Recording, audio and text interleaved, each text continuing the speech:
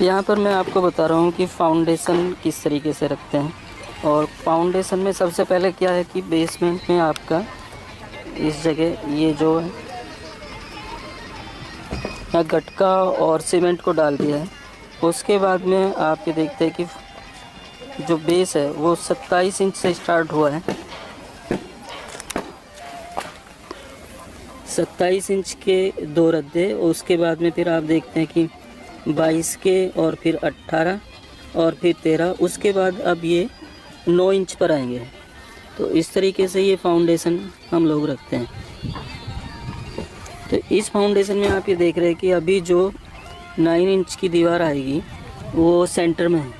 इसके दोनों साइड में, इस साइड भी आप देख सकते हैं कि ये इस शेप में गया है, ट्रायंगल शेप में है।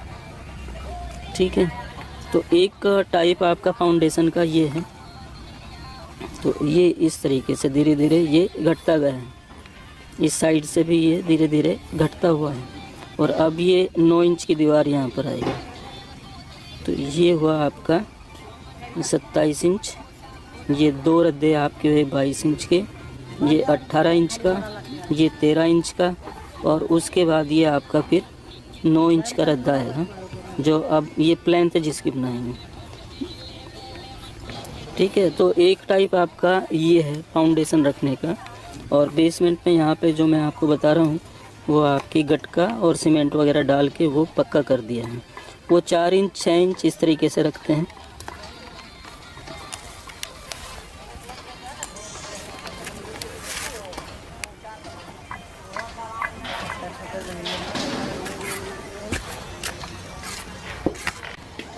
बीच में जो स्पेस आप ये देख रहे हैं, दो ये फाउंडेशन के बीच का ये जो स्पेस है ये पिलर के लिए। तो एक पिलर इनका यहाँ आएगा और इस साइड में आप देख सकते हैं कि एक जगह यहाँ पे बची हुई है, ये स्पेस बचा, तो ये भी पिलर के लिए है। पिलर के लिए क्रॉसिंग वगैरह ये पहले ही मार्क कर दिया है, कितने डायमेंशन का पिलर होगा। तो फाउंडेशन आप देख सकते हैं। अब आप इस फाउंडेशन को देखिए, सेम फाउंडेशन है। ये गटका वगैरह ये डाल चुके हैं और यहाँ पर ये सीमेंट उसके ये पिलर की जगह छोड़ा हुआ है। अब ये फाउंडेशन स्टार्ट हुआ है वैसे ही 27 इंच के आसपास, ये 2 रद्दे हुए, फिर 22 ये, और फिर 18, फिर 13, और फिर इस तरीके से ही 11 और 9। लेकिन यहाँ जो डिफरेंस है वो डिफरेंस मैं बता दूँ कि जो पहले आप देख रहे थे फाउंडेशन, उसमें ये एक साइड, उसमें जैसे आप इस साइड से देख रहे हैं वैसा ही उसमें इस साइड से था। लेकिन यहाँ पर ये फाउंडेशन में क्या है कि एक साइड बिल्कुल स्ट्रेट रखा हुआ है आखिर तक।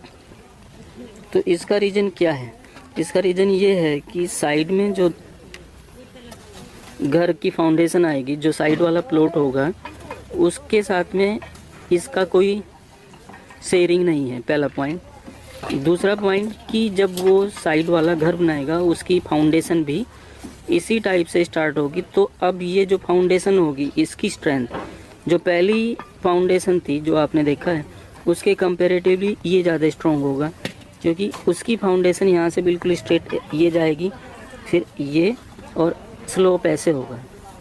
तो अब आप कंपेयर कर सकते हैं कि ये जो फाउंडेशन होगी इसकी स्ट्रेंथ, टोटल स्ट्रेंथ ये इस तरीके से जाएगी। और पहले केस में क्या था कि उसकी स्ट्रेंथ, उसकी जो फाउंडेशन है वो वहाँ से इस तरीके से होता गया है। ठीक है, वो शेयरिंग का केस था, शेयरिंग की दीवार थी उस केस में। यहाँ पर ये दीवार शेयरिंग में नहीं है। तो यहाँ पर क्या है कि एक साइड बिल्कुल ये फ्लैट रखा हुआ है और दूसरी साइड से ये स्लोप लिया है। अब दूसरा जब खड़ा अपनी दीवार खड़ी करेगा उसकी फाउंडेशन भी ऐसे चलेगी और वो स्लोप ऐसे होगा। ये ठीक है कि उसकी दीवार, जैसे इस प्लॉट ये जो है कंस्ट्रक्शन, इसकी दीवार यहाँ आएगी, उसकी दीवार यहाँ आएगी।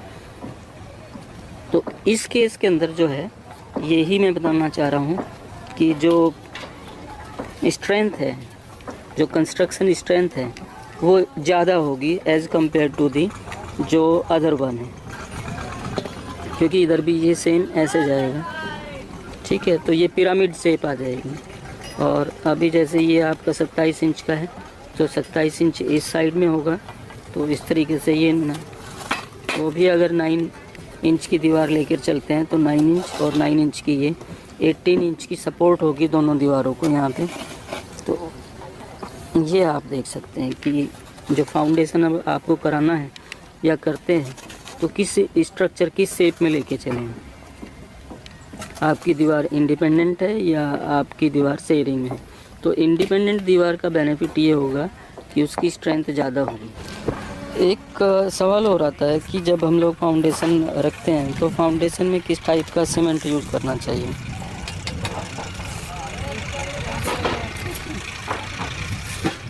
तो फाउंडेशन के लिए जनरली क्या करते हैं लोग कि नॉर्मल सीमेंट यूज करते हैं। तो यहाँ पर मैं सजेस्ट करूँगा कि आप ACC का जो गोल्ड है वो सीमेंट यूज करिए।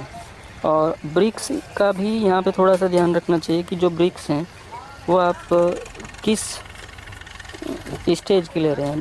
कहीं अव्वल बोलते हैं, कहीं नंबर 1 बोलते हैं, नंबर सिस्टम है ईंट का कि 1 नंबर, 1.5 नंबर, 2 नंबर, इस तरीके से। और कहीं अव्वल, दोम, तलसा, इस तरीके से बोलते हैं।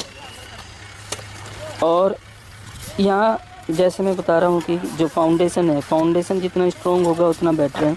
अगर आप ब्रिक्स की फाउंडेशन रख रहे हैं तो जो खंगर ईंट होती है, तलसा जिसको बोलते हैं, ठीक है, जो टेढ़ी मेढ़ी और बहुत पकी हुई ईंट होती है, उसकी स्ट्रेंथ ज़्यादा होती है और उनका जो प्राइस है वो भी रीजनेबल होता है। तो फाउंडेशन में आई विल सजेस्ट कि भाई आप जो ना खंगर या वो तलसा ईंट यूज करिए और सीमेंट जो है वो अच्छी क्वालिटी का जो ACC गोल्ड है उसको यूज करिए। तो यहाँ आप देख सकते हैं इस साइड में ये जो सीमेंट है ये ACC गोल्ड है।